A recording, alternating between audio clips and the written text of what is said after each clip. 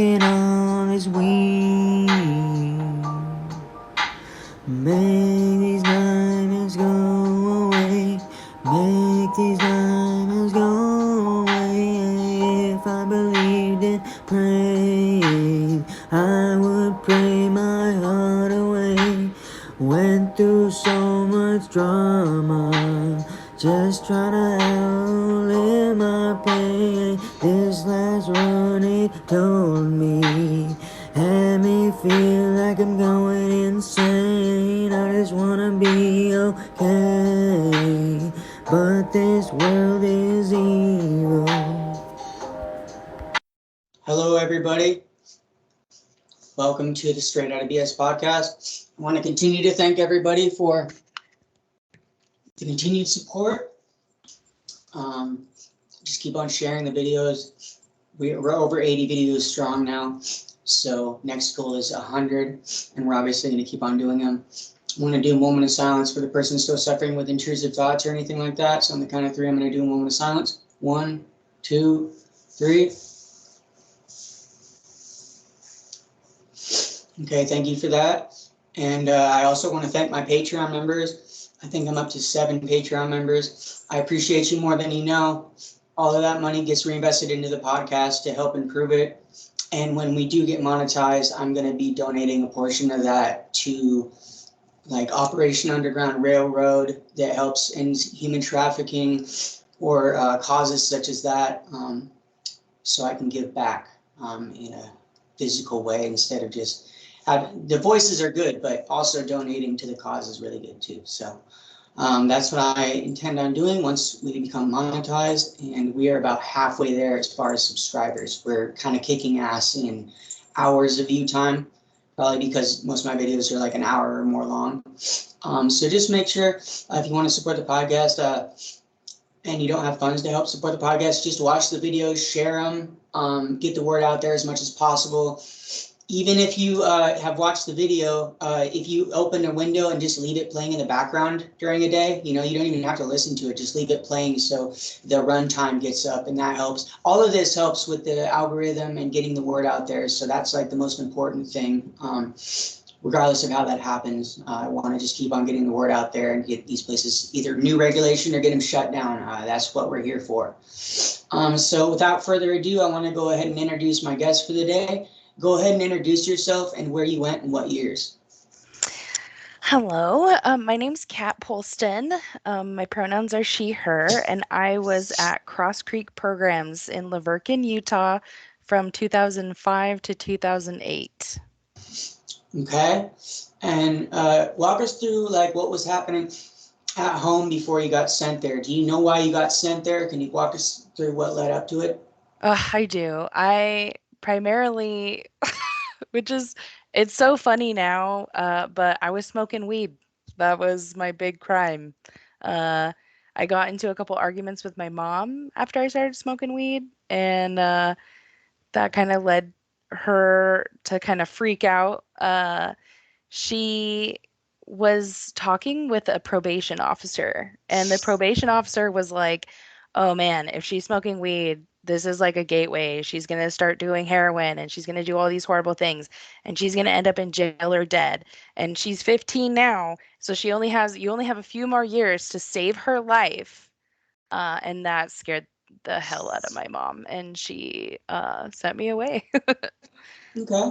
And walk us through the day you got sent away. Just walk us through that whole thing, what you remember, and if you got transported or if your parents Oh, up there. I sure did get transported. I had no idea what was gonna happen. I actually was out with some friends and my boyfriend broke up with me That's that not. same night, right? So it was like just a whole lot of shit just happening all at the same time. But I was out with some friends. I was like staying at his house. I got back to his house. He broke up with me. I was devastated. He was my first love, and I was beside myself. So my friends were like, let's just smoke weed and like get high and stuff. And my mom had actually told me that we were going to go on a family vacation. So I was going home that night from my boyfriend's house. And so I called her and I was like, he broke up with me. And she was like, I'm so sorry. So she came, picked me up.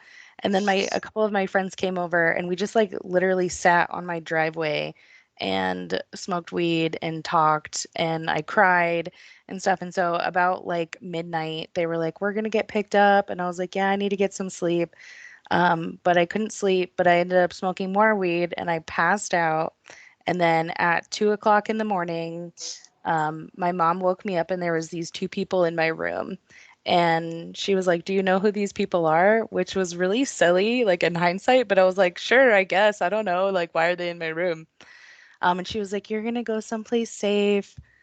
And I was like, "What's going on?" And so I was like, "Let me get my phone and my stuff." And they're like, "No, you can't. Like, leave it." And they're like, "You can do this the easy way or you can do this the hard way." And so I was like, "Okay." And I was very confused. But so then I kind of started getting a little rebellious. And so then the guy, it was two people, a big man and a small woman. And the small woman was actually like really rude. And but he ended up picking me up and then they put me in the back of the car and we were on our way to Cross Creek. And I didn't get a whole lot of sleep because like I went to bed at like maybe 1 o'clock and then they were picking me up at 2. So I slept pretty much the entire way there. And I was like really beside myself. But I remember like leaving and I just had a feeling that I was never gonna see like home ever again. And so I was like saying goodbye to everything, like as we were like leaving. And then uh, I passed out and I slept pretty much all the way to Utah. To the point that when we got there, they told the staff that I was high on drugs, like Well, heroin and methamphetamines, because I was so out of it. Um, but yeah, so immediately, and I was like, no, I'm not. I only smoke weed. Like I'm just a stoner. And they're like, yeah, sure. And I was like, you can drug test me. And they're like, we will. Don't worry about that. Um, but man, the intake process, it was rough. They like made us get completely naked. They like inspected my body and like uh I had a bruise on my back because I was roughhousing with my friends in a pool like a couple weeks ago before that and it was like going away. And so then they were like, they made all these assumptions about me that I was like in an abusive relationship, and that like, I was participating in violence and all kinds of stuff. But they did drug test me and they only found marijuana.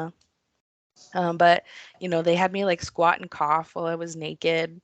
It was really like dehumanizing. Yeah. Yeah, that intake process, it was something else, and then the way that they used to like identify us as like newbies at Cross Creek was orange shirts. yeah. And so we got my orange shirt, which I still don't wear orange to this day because of that. But we got my orange shirt. And then I was assigned to Ron June, who was my therapist. I was in C group at the time. Um, and Ron June had us all in the like gymnasium.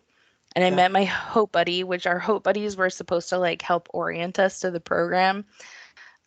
And like the first thing I said was, I don't know what the fuck is going on. And like all the girls around me were like, and I was like, what? And they're like, you are not allowed to say that word. And I was like, which word? And they were like, fuck. You can't say that. You can't say the F word. And I was like, oh no. Like, so it was pretty much at that moment I realized like this was gonna be a whole new thing. Talking about it makes it kind of feel surreal. Oh Uh, no, no, I totally yeah. do. Did they handcuff you or threaten you with handcuffs when you were being transported? They did threaten, but I was like so compliant because I was just passed out that like it honestly didn't get that bad. The only time that like I started arguing with them was when they asked me if I wanted food. And oh my gosh, the girls were like, "What did you eat on the way here?" And I was like, "I didn't." And they're like, "That was dumb. that was done. And I was like, why? And they're like, that was your last chance to have good food. And I was like, oh shit, like I fucked up. And I do regret it because everyone, like, when we would ask people, like, they'd be like, I had McDonald's, and we'd be like, oh my God. Uh, but they asked me if I wanted food, and I was like, no, because I was too depressed and sad. And they're like, oh, it's because of the drugs. And I was like, it's not because of the drugs. And so then I kicked the door, and they were like, there's still time to do things the hard way, you know? I'm surprised they didn't put you in handcuffs just after you kicked the door. Right? I know. Yeah, overall, like, they were pretty chill, I would say, much more chill than like any of the staff at Cross Creek. Like, I was actually kind of lucky, I guess, for my transportation service. Um, And it was just you yeah. being transported? It wasn't a group of girls?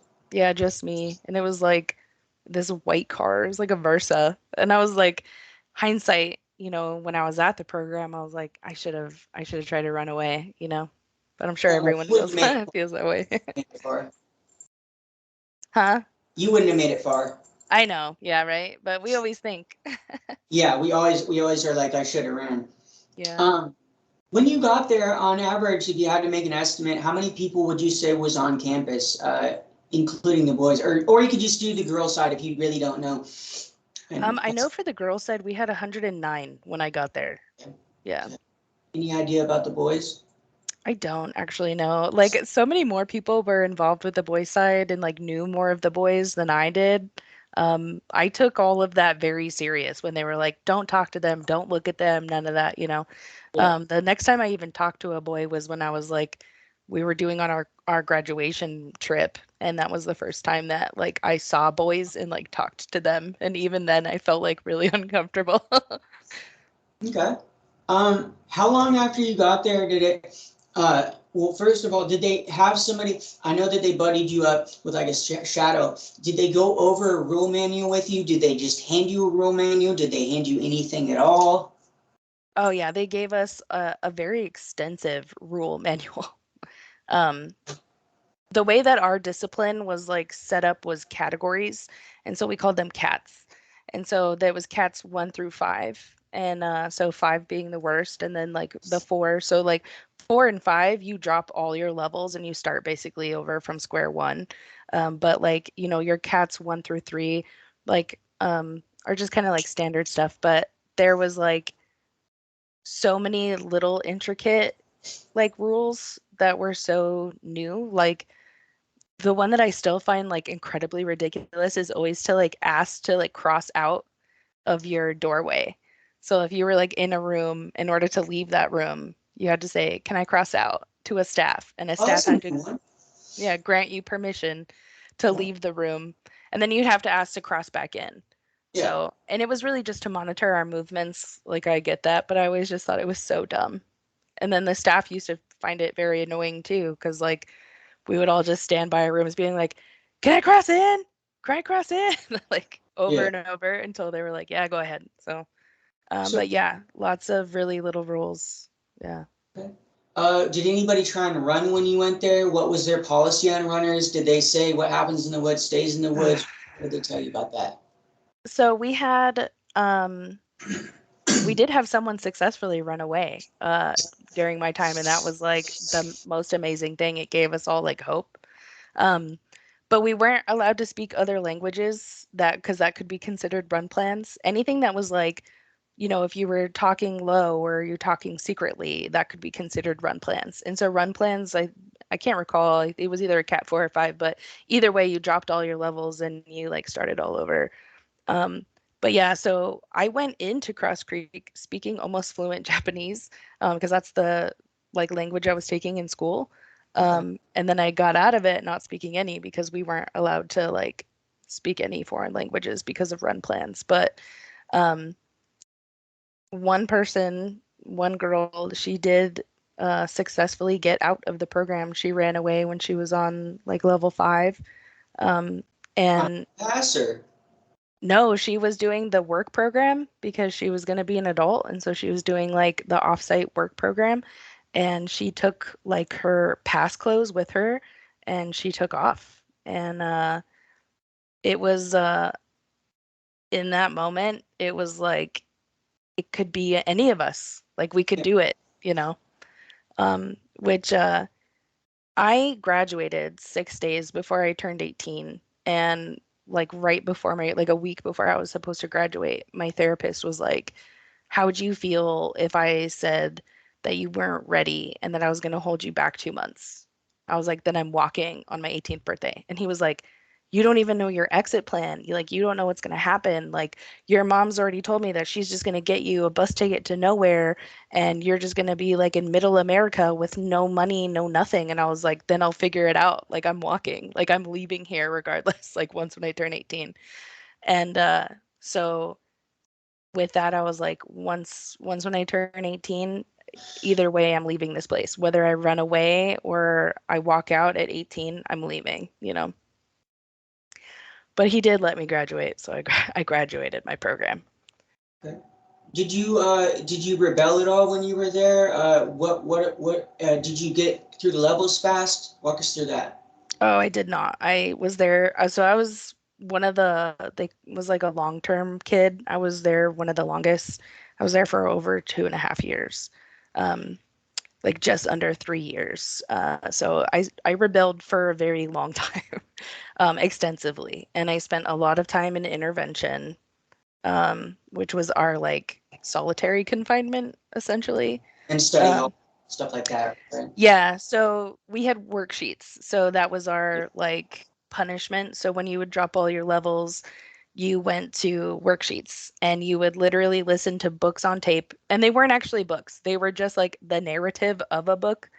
And then we had to like take tests on those books. And that was like what we essentially did like every evening, like after our regular programming, as like our punishment. And so that was like our, yeah, study hall or whatever. So we would just sit in that room, and in that room, if you acted out or if you were already like or when you were in trouble, you were called a staff buddy, which is like that you were supposed to be buddies with the staff and essentially be with the staff at all times. And but if you messed around there, they would send you to intervention. So intervention was like a small concrete room that was kept really cold, and they took your sweatshirt away from you and your like shoes, even though they would take your laces anyway. And you just had to like sit and shiver in that room. And then if you acted out in there, then you got restraint. And like acting out could just be as simple as like you moved around too much because you were supposed to sit like crisscross applesauce with your like palms up so that they could see you, and you were just supposed to sit there for an unspecified amount of time until they deemed like you're fine, you're like not rebellious enough. So if you like laid down or if you like moved around, they could be like, they would just come in and restrain you. And then at that, they would put your chin on the ground and you had to have your arms out and they would like hold you down.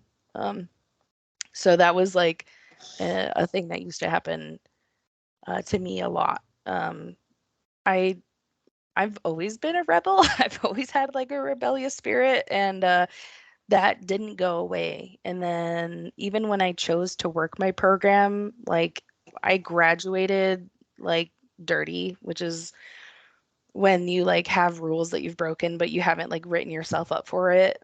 Like they call that graduating dirty. And so like oftentimes you were supposed to do a come clean, which is you write out every single thing that you broke or anything that you broke, and then you would drop all your levels, and stuff. But they encouraged you to do a come clean because they would do this whole thing like, oh, it's not going to be as bad, but it's like once when you're sitting at level 5 and 6, those little rules, you don't write yourself up for them because it's like then that's just going to fuck up all your shit. So you just kind of hide it.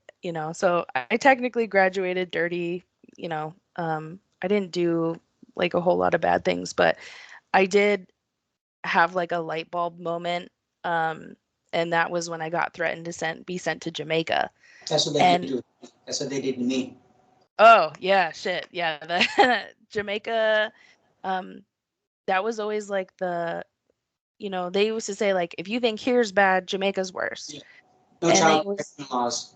yeah, they used to threaten us with that all the time. And Ron Garrett, who was our program director, um, he came to me and he like grabbed me by my shirt and he was like screaming in my face because I made an attempt on my life.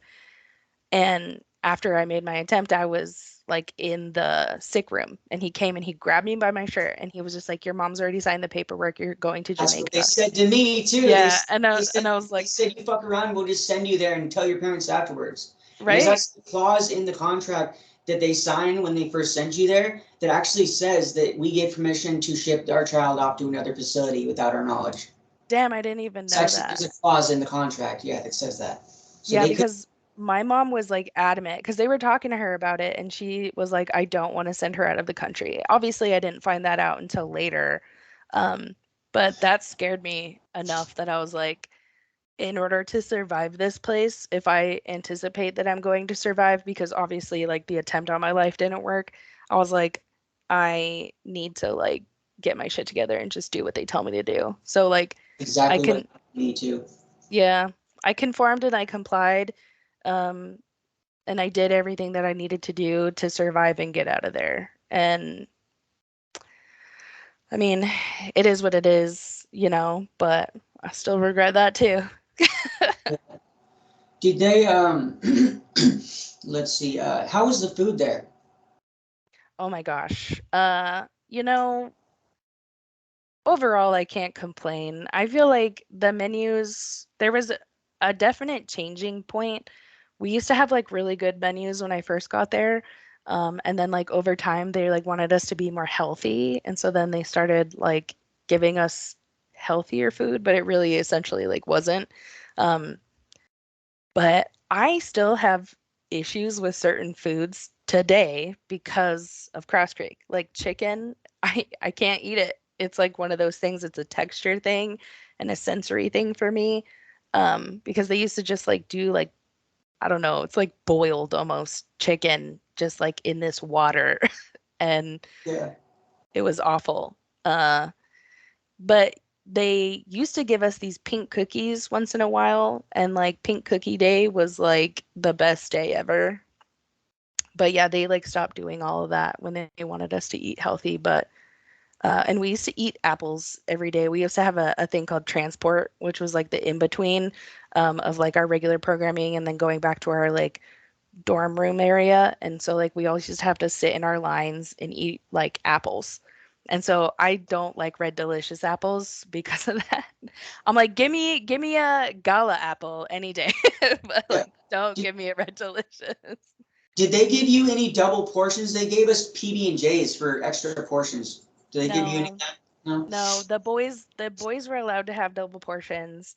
And if you worked kitchen, you were allowed to have like double portions. I don't know if they were double, but if I can't recall if they were double, but I always remember that the reason why is they used to tell us that the boys got doubles and the boys got extra because they needed it, but girls don't need like extra food and stuff. Yeah, I that's always thought that was bullshit. what did you think about working kitchen? They let you work kitchen, right? Yeah, they did. Did you And enjoy that working was kitchen? I loved it. I loved being in the dish room, and I loved being sprayer.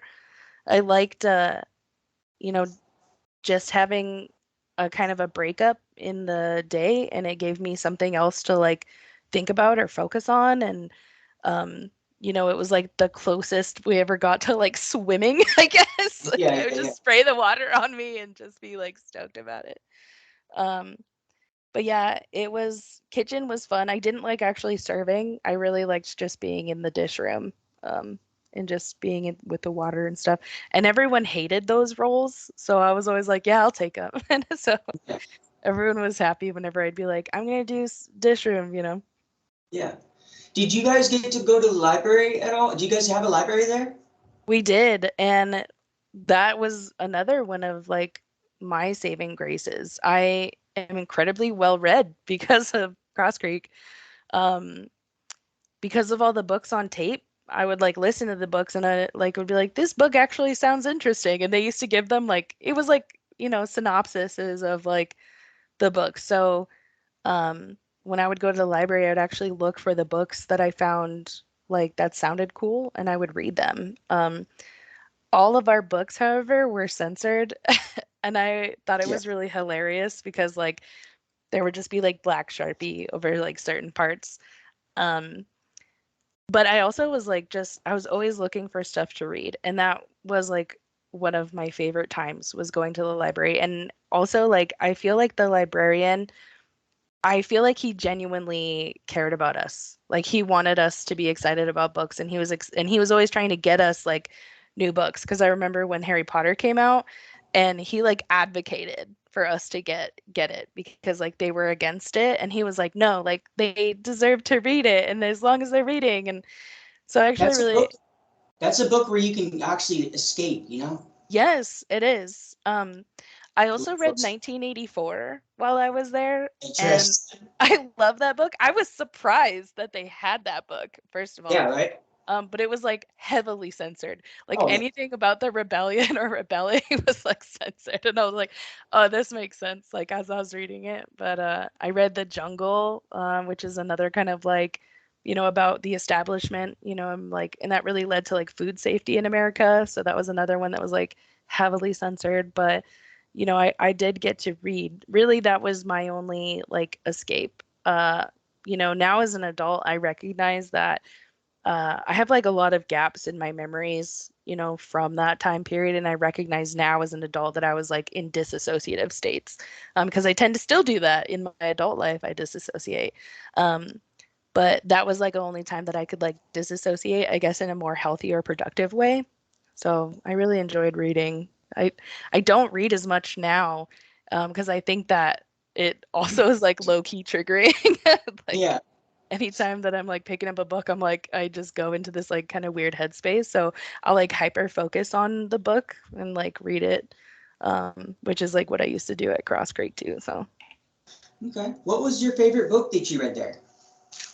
oh shit, probably 1984. I was like, this Okay. is the way. Like, I was like, uh, it really kind of ignited a passion in me for like advocacy work and like fighting against establishments and all of that. I was like writing on my like notebook, like Big Brother's watching, like everything because it really felt like I was living a version of that.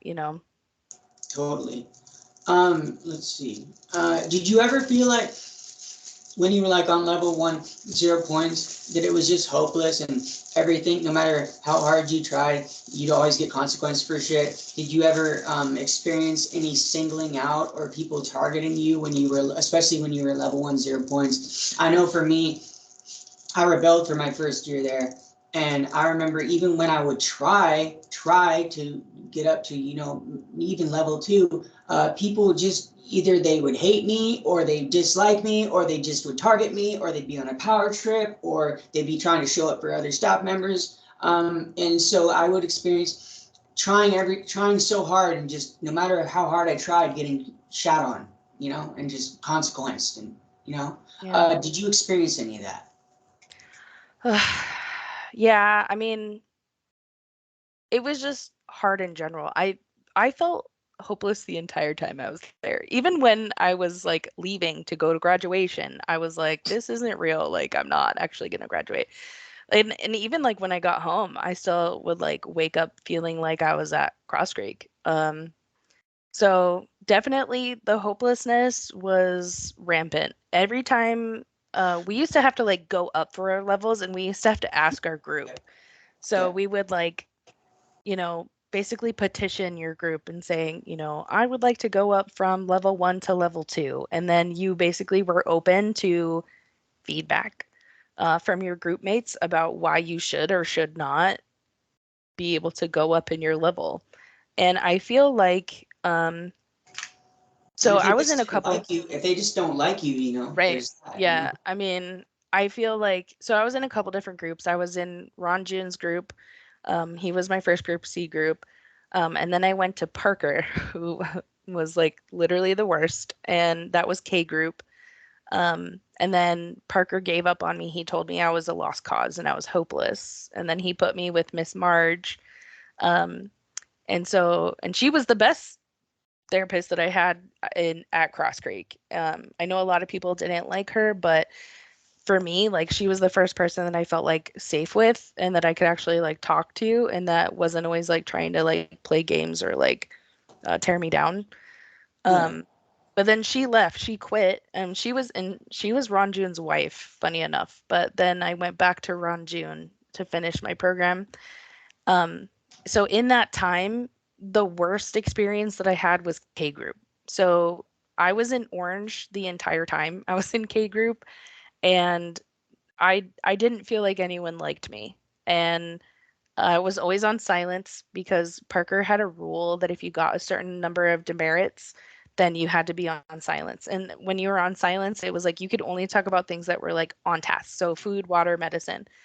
And so no one knew me. Like essentially like I was on silence the entire time. So I never got to talk to any of my group mates. I never got to build relationships or anything like that. And so I never even really got the opportunity to go up because I was always either in orange or at level 1 because Parker specifically, I feel like he didn't like me and he had it out for me. And I feel like he made my program like 10 times worse. Mostly because he told my entire group that I murdered my cat. Wow. Uh, yeah, and that because my cat passed away, he got sick with he had kidney issues, and my mom had to put him down. And that was my best friend. I might get emotional, I'm sorry, but Are you okay? um Rest in peace. I love that cat. His name was Smokey. He was literally the best cat ever. And he passed away. And my mom knew that I was going to be upset.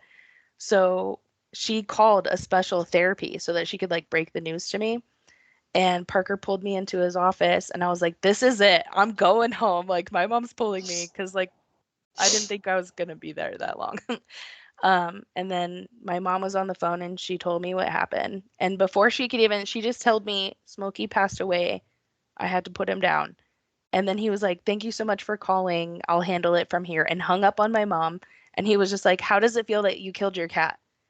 And I was like sobbing and I was like, what do you mean? And he was like, your choices to remain in the program and not work your program have directly led to your cat's death. How do you feel about that? And I was like, I don't see how those are related. So then he was like, get out of my office and go back to worksheets. Or he like dropped me. I was already like, I was still in my bow tie. And so he dropped me. He put me in orange because my cat died.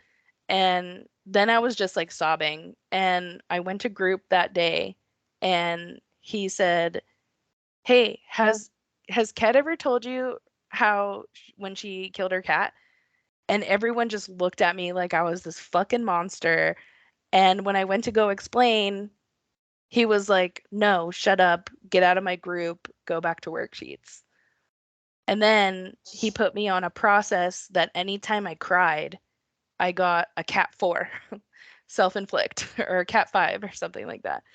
So anytime I cried, they wrote me up because he was telling me that I shouldn't be crying over something that was my fault. And so that's why he put me on that process. And so I would cry just like alone in my bunk at night, like silently, or in the shower, because we were only allowed to have 5-minute showers when we were on staff buddy. And so I would cry in the shower. And so I'd always like cry like just enough so that my face and my eyes weren't super red, or I would just be like, oh, it was just from the shower, you know? Um, but I feel like because of that, I would have never been successful in that group because like no matter how many times I could have explained like no, I didn't actually murder my cat, the narrative of your choices in being here is what led to his death is what all of my group mates would remember. So it's Yeah. like there was no way I was ever actually going to be successful in Yeah, that group you just because can't win in a yeah, situation I like couldn't because everyone's like she's a cat murderer. So I think that's also why Parker gave up on me was because I think he recognized that there was no way I was going to be successful in his group. And that, but he blamed me. So instead of being like, hey, how should I like change my therapeutic approach with this girl? It was all my fault, right? So then he kicked me out. And it was the best thing that ever happened to me. But um, so probably that was the worst time. Like none of my group mates, like to this day, like I'm not even friends with any of them. Like I just can't imagine their opinion of me. You know what I mean? Like even after all of these years, they're probably like, yeah, one of my group mates was a cat murderer, you know? Um, so that was a very hard, like, hump to get over. There was just like kind of no way, you know. Okay. Did they load you up with prescription medications when you were there, or did they take you off them cold turkey? Oh no, I got on all of them. I got a psych evaluation done, and they just made up a bunch of shit about me. Funny enough, I read my psych evaluation as an adult after I got out. And they like diagnosed me with like schizophrenia and borderline personality disorder and like all of these other like very intense mental health issues. And uh, they only shared with me that I did really bad on my psych eval. And I was like, okay. But as a result of my psych eval, I was put on Seroquel and Abilify, and I was already on Effexor going into Cross Creek, but they upped my Effexor. I was on 75 milligrams and they put me to 150 milligrams. Um, so the Seroquel, in my opinion, the psych eval and all of that uh, was because I was so rebellious and they were trying to find a way to like dull me or like suppress my personality. Yeah. Because the dose that I was on Seroquel was really high, and I would like take it, and by the time I remember, and I was like on level 5, um, I'd been taking it pretty much my whole program, but on level 5, like we were in the high levels and we were allowed to like go in each other's rooms and stuff. And so I always used to go to my friend Natasha's room and I would hang out with her. And she always knew when it was time for me to go to bed because I would literally just start talking nonsense. Like I'd be like, the trees over there are, moving and waving. And she would be like, okay, like it's time, come on, let's go. Because I would just be like somewhere else and I'd be like nodding out, and Yeah. um, it was really rough. Uh, but I do feel like that was all unnecessary medication. Like I've gotten once when I got out, the first thing I did, I went to a psychiatrist and I was like, I want to get off of all of these medications. And he was like, well, you can't get off all of them because you need to be on something. And I was like, why? And he was like, because you're bipolar. And I was like, how do you know that? And he was like, just talking to you within the first 5 minutes, I can tell you're bipolar. And I was like, what the fuck? So it literally wasn't until I was um, 22. I had another psychiatric episode and I checked myself into a facility and I actually saw a female doctor and I was explaining all of this. Like I was like, well, I was at this program and it was really abusive. And she was like listening to me and she was like, I don't think there's anything like that you need to be concerned about Yeah. trauma. And that trauma is what's manifesting into these like other mental health things. And she was like, I think you're just depressed and I think you have PTSD and like as a result of your trauma. And I was like, oh shit. And so that was like the first time that I ever felt like I was like validated with my experience and that I wasn't like everyone was like dismissing me as like crazy. Um and so that was the first time that anyone like actually listened to me and was like, "Oh, you don't actually have all of these things. Like you do still have issues obviously, but they're not like these type of issues. They're like these type of issues." Did your credits transfer when you got out for Oh, school? like yeah, well, so I graduated high school at Cross Creek. Um so I only had geometry left. And so I finished geometry over the summer. Okay. And so yeah, that's how my diploma. So the credits that I got for my last class, they actually sent them to Cross Creek. And so my diploma and everything is from Cross Creek. Okay. It's good that at least yours transferred. A lot of people have a problem with getting them transferred. Um, Yeah. I mean, it was a whole mess anyway, because, all of the, finding out that things were not accredited was like a really big hit. yeah. Did you get through all your seminars the first time? No. Okay. Does Walk us anyone? walk Uh, us through what seminars you got through the first time and what ones you chose out I of? didn't get any. Well, okay, so I chose out of orientation like 3 times or 4 times. It got to the point that Rita, who was like Ron Garrett's wife, so she used to run all the seminars, she like yelled at me because she was like, "This is unacceptable. You've been doing this too many times. I don't even know if I'm going to let you back." Which I've never understood the whole like we're mad at you, but we're going to like prevent you from doing anything, you know? Yeah. Uh it's like we're mad that you're not doing it. So but we're going to make it harder for you to do it because she was like, "I'm going to keep an eye on you next time." Well, they're Uh mad because you're not submitting. right? I think, Yeah. And you know, so I chose out of orientation and then I chose I don't remember the second one, Discovery. I think I yes. chose out of that one twice. Um, but everything else, like pretty much then on, I was fine. Okay. What was the most intense seminar for you? Oh shit, probably Focus. Okay. That's the one where you do your stretches.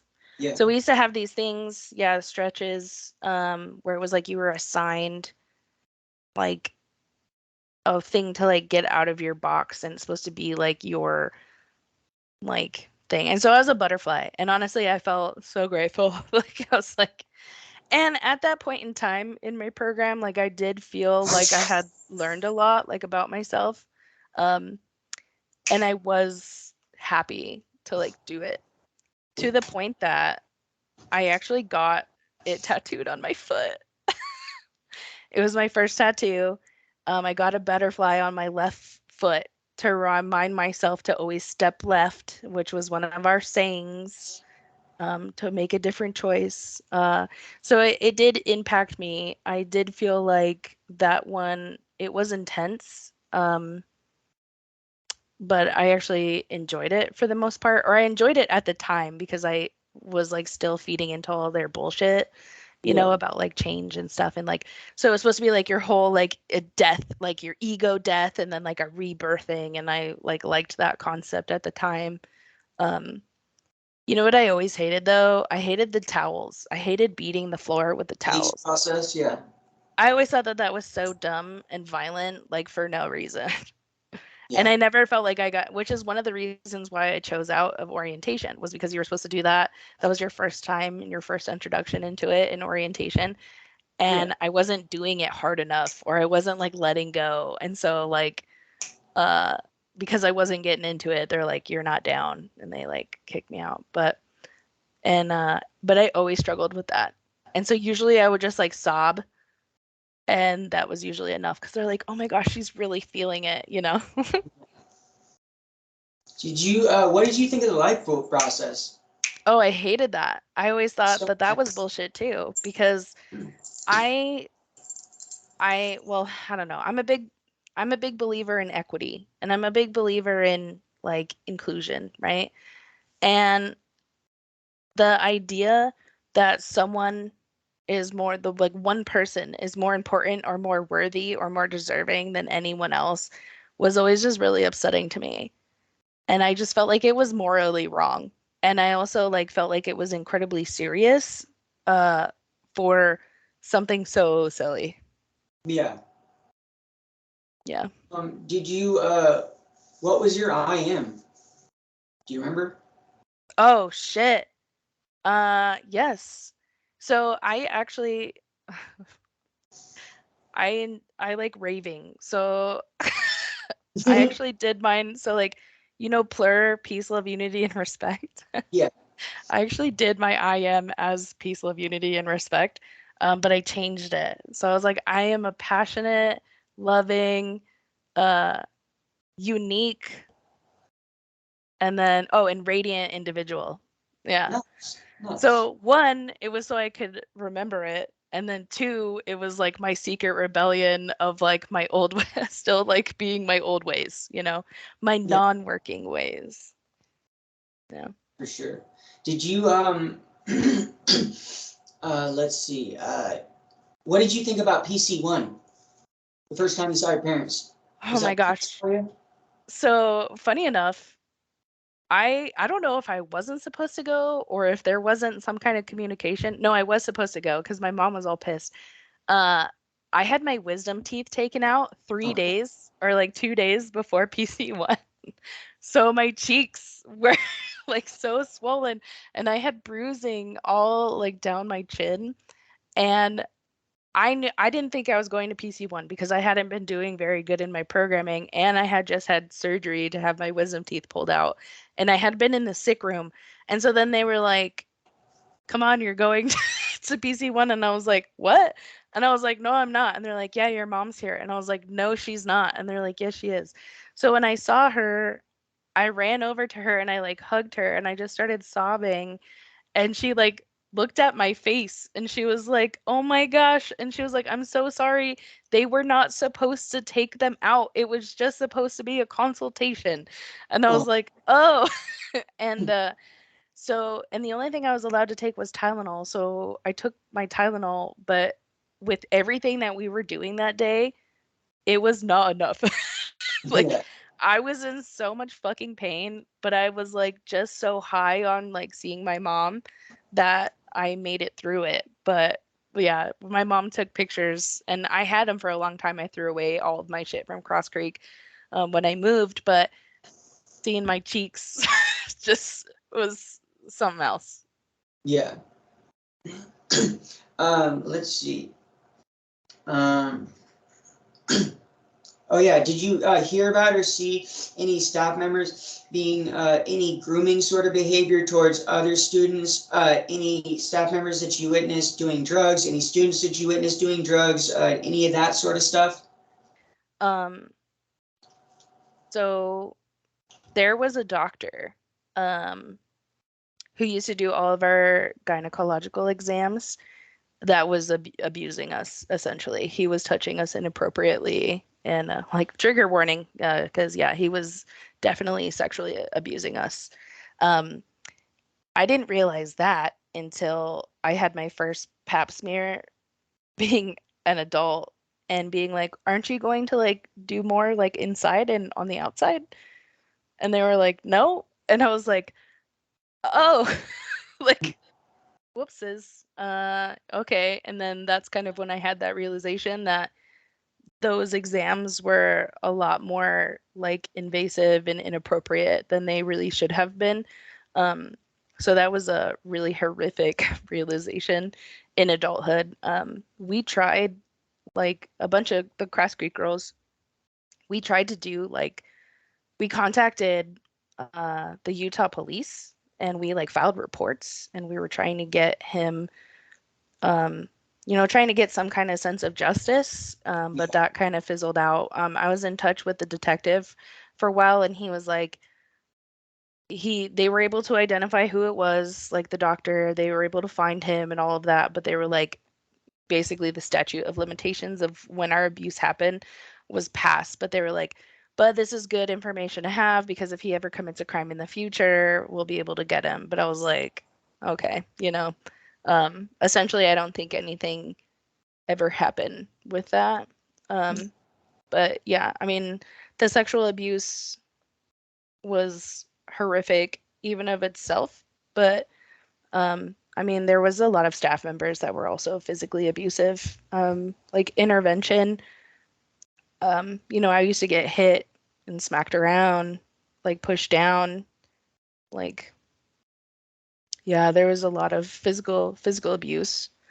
Um, There was one staff in particular that always used to come in smelling like weed, and I used to call her out on it, and she used to write me up for it. And like years later, she like tried becoming friends with me on Facebook, and I was still like, no, bitch, like you made my program rough, and she had like mentioned it because she was like in one of our groups, and she was just like, oh yeah, I was always smoking weed, and I was just like, yeah, I know, it was like it bothered me, you know.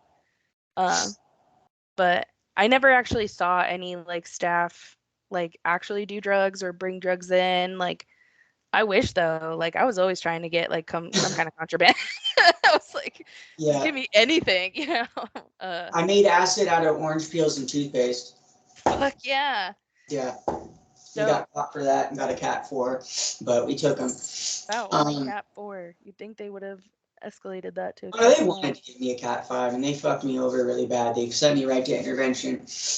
and all this. They sent me to intervention after I tried to kill myself too. Yeah. Let's see, what was the hardest part about being there, and how did you handle it?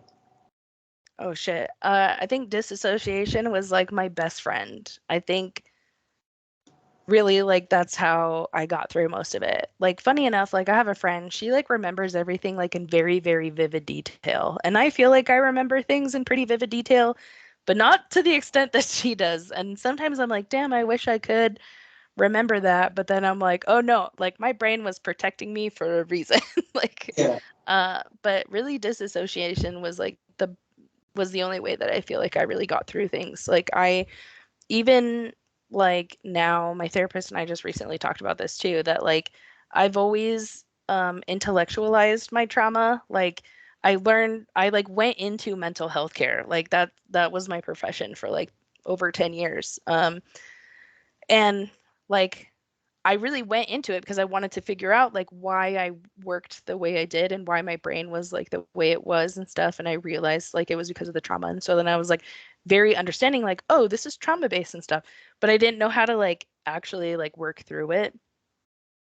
So EMDR therapy is what I'm doing now. And like that's literally saved my life. I don't think that I would be as like healthy or well adjusted as I am right now had I not done that therapy. And I feel very grateful for my therapist that she's able to give it to me at like a sliding scale fee so that I can afford it too. I'm very grateful for her. But yeah, really, my mental health, I think that just being in periods of not being actually present was really the only way that my brain knew how to survive through most of that. The best part was the people. I mean, I have friends that I've had for like this entire time. You know, it's like still following, seeing girls that, you know, I went there with and seeing them thrive and seeing them happy. Like, that's what gives me joy and that's what gives me peace in the whole experience. Um, you know, but I've also lost a lot of friends. Yeah. Yeah. And I still take time to like honor them and think about them because they were still a very real and important piece of my life, you know, from that time. So, but the people was the best part. Okay. Did you guys have a graduation ceremony like when you graduated? Like, was there a whole thing that you did when you graduated, or like for us, we had a crowd surfing like the whole facility lined up and they had us blindfolded and they walked us around the whole facility blindfolded. Before my time, they had them hike up a mountain blindfolded. Just using like Yikes. they'd be like, oh, over here, and you have to follow their voice and stuff. It was like a trust exercise. And then they do a crowd surf down to the end. The entire facility would crowd surf you, and then people would come around you and say, thanks for being there for me and give you positive affirmations. Was there any sort of graduation thing at Cross Creek like that? Um, First of all, that's wild. Ours was not that intense. We did, so you got a graduation trip, and there was two graduation trips. There was a winter version, and then there was like a summer version. And so the summer version, you used to go to the lake, and you like basically hung out on a boat and like took a shower in the lake, which I did not want to go on that one because that didn't sound fun to me. And I was really glad because I graduated in March, and so I was like, oh, it's gonna be the summer one. It's not, you know, but we still did. It was the winter one, and so the winter one, you go to Salt Lake City and you go see the Mormon temple, and we went sledding and stuff like that. And so that's the one I went on, and so that was fun. That was one of my favorite parts of Cross Creek. Honestly, anything that got me out of the facility, I was like always signing up for. Like we used to do like at higher levels, you got to do like a lot more different events, like volunteer and stuff. But so yeah, we did the grad trip. And then for your group, you like your last group, you were allowed to like have a CD that had three songs, and you were allowed to play three songs that were your graduation songs for your group. And that was, I always loved that because, and that, I don't know if that was like specifically to Ron June. I think it was, or if it was like facility wide, but um, Ron June used to let us do that. And so that was always my favorite part when other people graduated because I got to hear like their songs and that was like one of the only times that we were allowed to like acknowledge music when you were on like a lower level. Um and so I was like very particular about the songs I chose, but I don't even remember what I picked anymore. Uh and then graduation itself was held in California. It was in Irvine. And so on the day, I didn't actually know I was graduating because my therapist told me that he was gonna keep me behind. But then, so I wasn't like ready or packed or anything. And so they were like, because I was like, I'm not actually graduating. Like I thought I was gonna have to walk. Um, so they like woke me up and they're like, you need to pack. Like we're leaving. And I was like, me? And they're like, yeah. They're like, you're graduating. And I was like, are you sure? So I didn't think I was going. So I like very rushed, like threw everything into a garbage bag and then like left. And like while I was on the van, I was like, this isn't actually happening. Like this was a mistake. Like Ron June told me he was keeping me back. But so then we drove to California. And then even when I was at California, I was like, I think I'm probably going back after this, but I didn't. But then it was so PC3 like was our graduation. So like we did the thing with our parents. And we got our pictures taken and then I had like my high school graduation there. So they gave me like a cap and gown and like my cords because I was like in honors.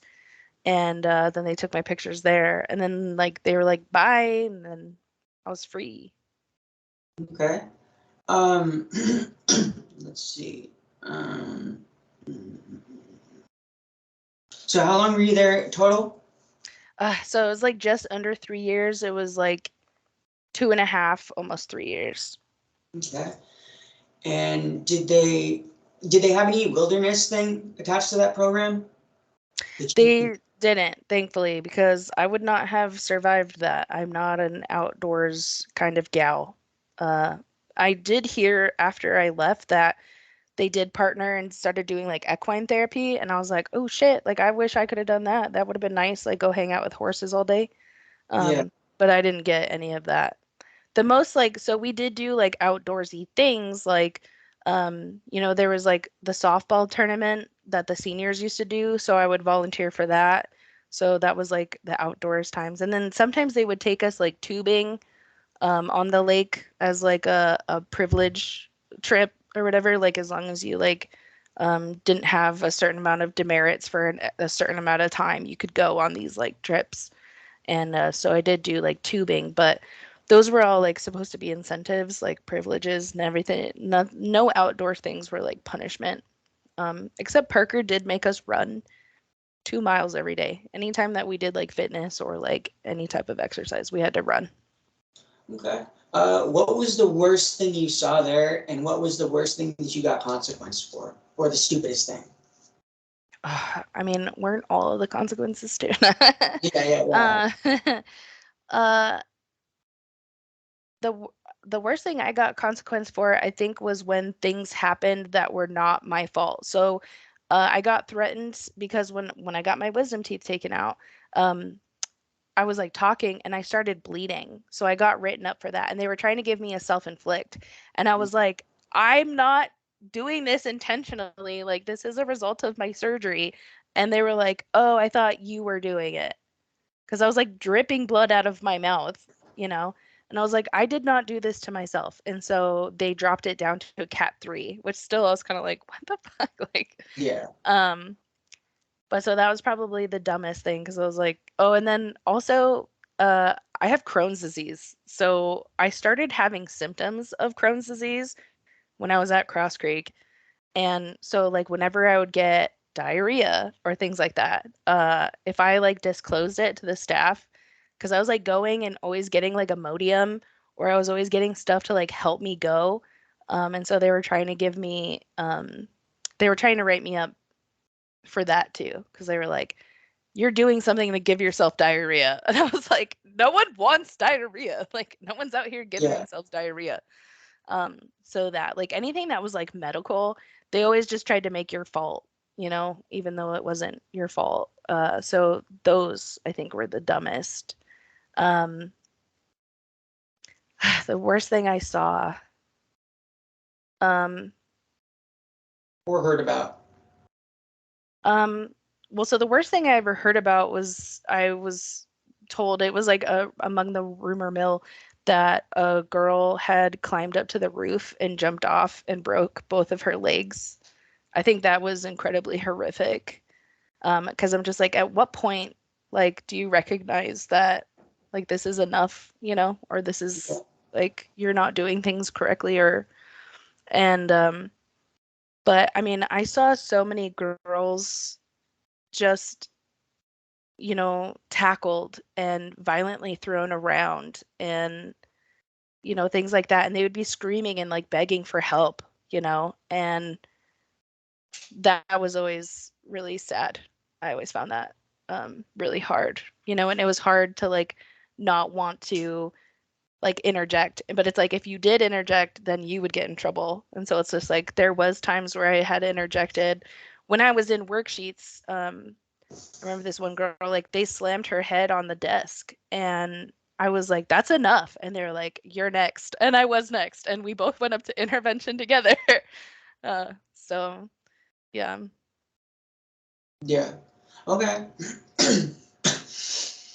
How about let's talk about reintegration into society afterwards. What have you struggled with the most as a result of the program? How have you learned to handle it? And just how are you nowadays? I think, well, the only reason why I feel like I'm in as good as a space now is because of EMDR. Like that therapy has like changed and saved my life in a lot of ways. And what Um, is EMDR for people that don't know? Oh, I don't actually remember what it stands for, but it's basically bilateral stimulation of your brain. So that's either done like you can do it yourself too if you just like tap both sides of they're called like butterflies. But it's any bilateral stimulation. So even like walking and like, using like grounding techniques like or trying to like calm yourself or taking deep breaths can help. But basically my therapist uses buzzies. So they're two little paddles that go in my hands and they alternate their vibrations. And so with that, she adjusts the intensity and like how like frequent they buzz, but everything else is kind of done by the person. And I think that's the reason why this therapy has been so good for me is because I'm really the one that's leading it. Like I'm the one that's setting the tone. Like she looks out for like my body cues to see like if I'm like uncomfortable and like EMDR is uncomfortable. Like you're processing your trauma and in a very intense way very quickly. Um and so it's like there is a certain amount of intensity that she allows for. And so my body language like is tense. Like, that's part of processing it. But then it's to bring you back down to homeostasis. So the idea of EMDR is that makes you incredibly heightened and anxious and upset, and then brings you back down to homeostasis. And it does it very quickly so that when you're living your regular life, when you're out and you have real world or outside life like triggers, that you're also able to bring yourself back down into homeostasis. So for me, I kind of felt like I was like when it first started like working and I started recognizing it, I would get so escalated so quickly and like kind of start freaking out, and then it would just go away. And I was like, whoa, this is weird. Like, so that's really how it saved my life. It has given me the ability to bring myself back to that homeostasis a lot more quickly. Because like when I would have panic attacks and anxiety attacks, like it would just last for so long. And when you're in it, like it feels like forever. But sometimes it would be on and off like the entire day. But the EMDR has given me the ability to come back down to that homeostasis a lot quicker. So it doesn't mean that I don't still have panic attacks or anxiety. It's just that I'm able to regulate it a lot more easily. But for a long time, like when I first got out of Cross Creek, I was not well adjusted.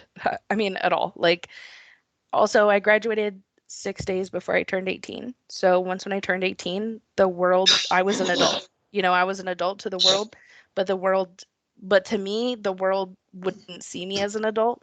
Because we spent so much time at Cross Creek and they're always saying like, you need to be your magical child and you need to be, youthful and all these things. And like really kind of, made us pretend and be like a lot younger than we were.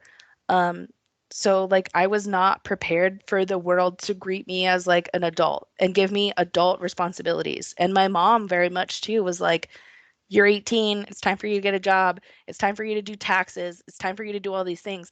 But I didn't have any of those skills. Like I didn't learn any of them. Like I was not prepared to be an adult at all. And so that was really difficult. It was a very steep learning curve that no one really helps you. You know, I'm very grateful because I had a friend who really kind of was that person for me. She really helped me. And she was my only like working friend that I was allowed to keep like after the program. Because Um, you had the life contract, right? Yes, I did have a life contract. It didn't last very long because part of it was that like my mom was supposed to drive me around everywhere and she was like, "This fucking sucks and I can't keep doing this and you're an adult." And so like that very quickly went out the door because she was like, "This is not realistic." And it wasn't realistic. Like it was very restrictive. Like I wasn't allowed to drive for the first like year I was home. You know, but it was all stuff that she was like, "Yes," like at the time, but then like in practice she was like, "This sucks." But I did have my friend that she used to drive me around, and she really started orienting me back to the world. Like, I was like, is MySpace still a thing? And she was just like, no, we're on Facebook now, and let's make you a Facebook. And I was like, no, I'm not allowed to use social media. And she was just like, and I was like, if I use social media, I'm going to start using drugs again because that's what they told us, you know, and stuff. And she was just like, I guarantee to you that all of your friends from Cross Creek are on Facebook. And I was like, no, they're not. They should not be. And she was like, they are. And so she made me a Facebook and we found all of my friends. And she was like, I told you it's not dangerous, which social media is dangerous for a completely different reason. But like, I was like, Cross Creek was right. No, I'm just kidding. But, you know, she's really the one that showed me really how to be an adult, how to pump gas, how to do like taxes, how to like navigate, like everything. So I'm very grateful that she was in my life at that time and that I had her because I really needed it. And then I met a boy who's now my husband, funny enough. uh, I met him and he was the first person that I was like with like intimately after being at a Cross Creek too. And he was like kind and caring about it. And also like understanding because I was like, I haven't done this in like a really long time, you know? And he was like, that's okay, you know? And but yeah, I mean, my mental health was not great for a really long time. Like as much as I was like learning all these hard skills as like being an adult, uh my mental health and like my softer skills, like how to like talk and communicate and interact with people was like shot to hell. And like still I don't feel like I ever got that back fully. Like um you know, my personality, I feel like I was a lot more happy-go-lucky and more of a social butterfly prior to Cross Creek and that like Cross Creek and then also with the pandemic, but I've become like incredibly introverted and I'm really socially awkward. Like I'm not really great with people. And I think that Cross Creek kind of did that to me, but um you know, I've done some bouts in mental health like hospitals because I haven't always been in the best places like mentally. Um, but I feel like I'm finally getting to a spot where I'm doing better. Like really, as I said, the EMDR has been like a lifesaver for me. That's good. I'm glad you're doing better. Is there anything else you want people to know about your experience or anything that you might tell a parent thinking about sending their kid to a place like this? Oh, specifically to parents, um, there are so many other options. And really, like, I went into, um, you know, mental health and social work because I wanted to help kids and I wanted to not see them ever go to a place like I was sent to. And I always, you know, I always had a soft spot, obviously, in my heart for troubled teens. So whenever I would have my teen clients, I always used to talk to the parents about my experience, and I would say, like, these places, they don't actually help. Like, the best way that you can help your relationship with your child, specifically, there's the nurturing parent curriculum, which I always talk about. I think it's great. And I try to use that with anyone who ever asks me about advice with their kids and stuff, especially when I used to be a social worker. I'm like, look into the nurturing parent curriculum. Find evidence-based practices for parenting, techniques. I also think that compassionate and empathetic parenting is really the best way to parent. Um, I really essentially, like, a lot of my issues and why I was sent away was because I was depressed and I was also just a teenager. And if someone would have just like reached out to me and like met me where I was at and like just asked me what I liked and what my opinions were and listened to me, I think that my life would have been different. And so a lot of times when parents feel like they have this disconnect with their teens, they just need to talk to them, like Mhm. just communicate. Yeah. Okay. Well, thank you so much for coming on the show. And Thank you for having me. yeah, no problem. And I just want to make a quick disclaimer. I have had one person in my Straight Outta BS podcast group uh, use my logo and try and promote a t-shirt with a link. I've still left the post up in the group just so you can identify who that person is and know that do not buy t-shirts from her. If you want to buy t-shirts to support the podcast, then please do it with the link in the description. Do not use hers. She will take all the money. I will not get any of it, and none of it will be able to reinvest it into the podcast. I shouldn't have to say this, but I also have had a person recently that I was going to do an interview with. Gave him 2 chances, and I kept on getting messages about him harassing other survivors. I just want people to know that my platform is completely inclusive for anybody, but when it crosses the line of when I'm getting messages about other people getting harassed multiple times, not just one time, because I did give them a second chance, then I can't have that on my program, on my platform. It's nothing against you as a person, but I just want you to know that I can't have that on my platform. I don't do the drama. I don't do the infighting. I don't do any of that crap. I feel like we all just need to come together, or else we're not going to make any progress. And that's just where I'm at with it. And I just try and create as inclusive of a platform as I can. So if you know this person, most people will know who I'm talking about. I'm not going to drop names, but take what he says with a grain of salt, because I'm a good person and my work speaks for itself. So anybody who knows me knows that too. Like I said, I shouldn't have to say that, but I just wanted to say that to clear it up. And with that being said, thank you guys so much for your support. Make sure you hit the like button. Make sure you're sharing this content. And with that being said, we will see you on the next one. Bye, guys. Thank you. Numb me up with medicine, raise my fucking pain. Instant gratification. I don't wanna feel my pain.